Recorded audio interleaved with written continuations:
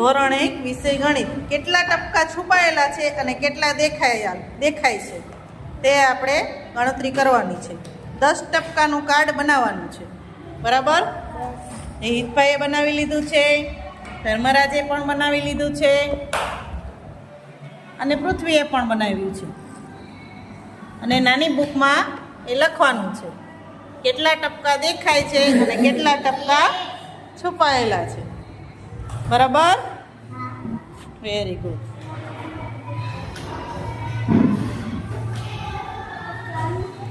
ચલો ચલો કરો કરો.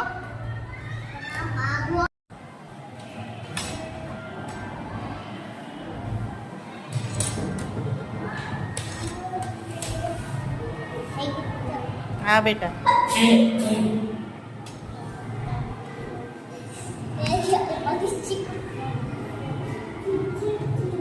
જો બાળકો, કેટલા ટપકા છુપાયેલા છે અને કેટલા દેખાય છે. હવે છુપાયેલા ટપકા અને દેખાતા ટપકા તે આપણે સરસ રીતે લખી લીધા છે.